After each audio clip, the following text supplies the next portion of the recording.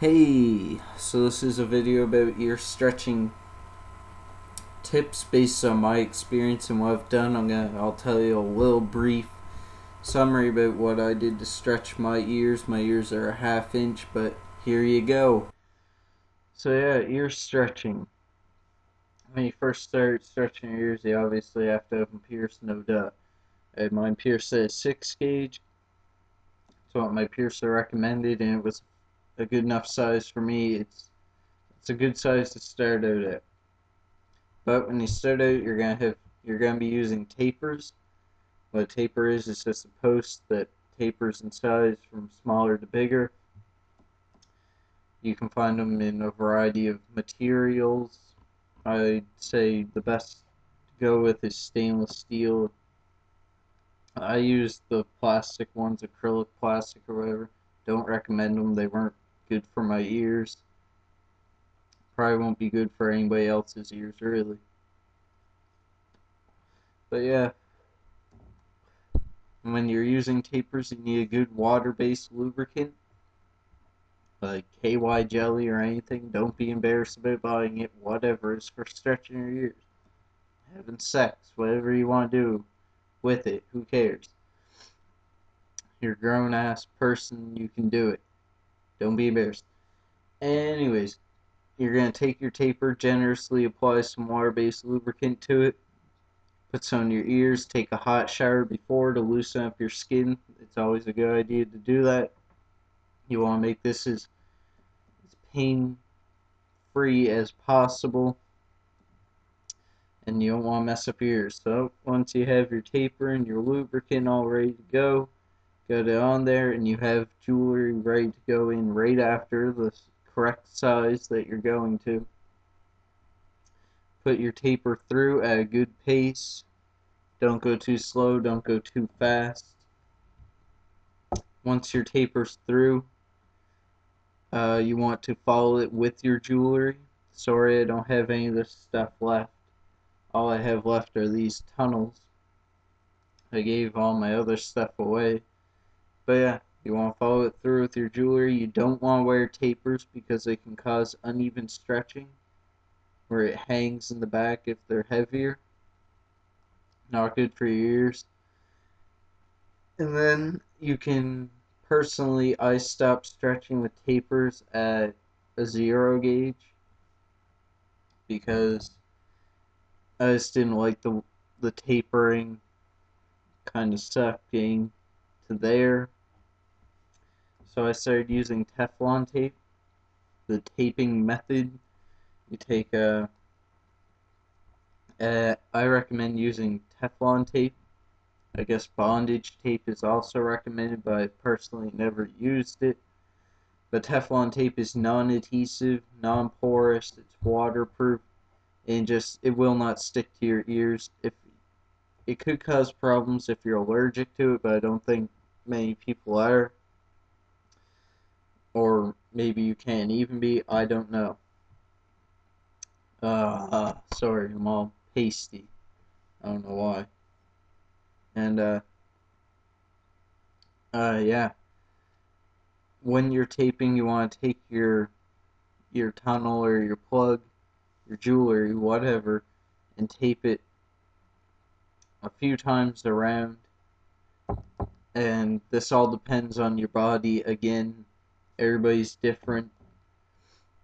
Some people's will heal faster, they can stretch faster, they can handle more at one time. I'd recommend doing a few reps, around 3 or 5. I usually did like 7, 8, 9, 10 around there every time, every few days. But yeah, take as long as what your body needs. I really recommend taping over any other method because it's a little bit slower. It's better for your ears. In the long run, you're gonna come out with better looking ears, healthier ears, no thinning or minimal thinning of your ears. It's just gonna come out better. So I recommend the tape over tapers. Tapers are likely to cause a blowout. Not likely. It's just easier to blow out your ear with tapers. What blowing out is when sorry again. there's so much pressure on the inside of your ear going through that the skin on the inside is just gonna come out the back like, ooh, just blow out there, and it's gonna look like shit. It's gonna be really painful, really hard to correct. I've never had one. I've seen people that's had them. Doesn't look good. Really painful, hard to correct, like I said. So yeah, I recommend stopping at whatever size, usually like a 0, double 0, and taping.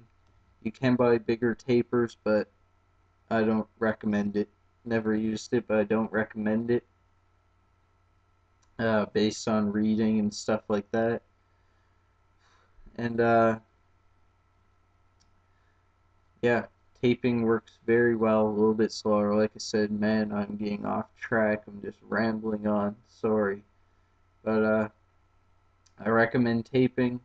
And once I got to a 7/16 with taping, I used these silicone tunnels I bought from a local piercer. He just happened to have, he didn't have anything else. These are a 1/2 inch, next size up. And I don't really recommend them because they will stick to some people's ears, and it will tear your skin out. Your skin will latch to it. It happened to this ear a little bit, and it's quite painful. I caught it early on. I wrapped 1 wrap of Teflon tape around them. I always do that now to keep it from sticking. Even though my ears are all healed, I don't want to take the chance. But yeah, I don't recommend them.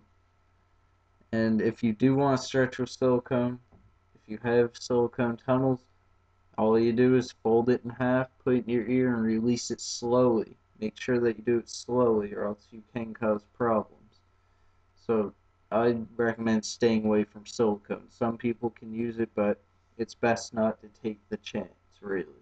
I took the chance, and I don't want to do it again. I might, just because it might be all that I can get.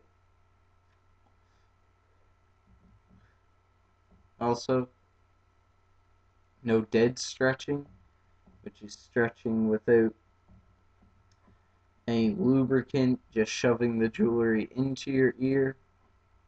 Don't use lotions or anything like that.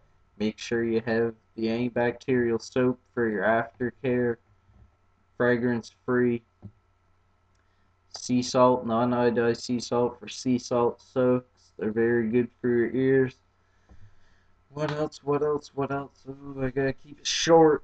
People gotta keep it short. I don't even know what I've talked about in this. I've tried doing this like a billion times. Let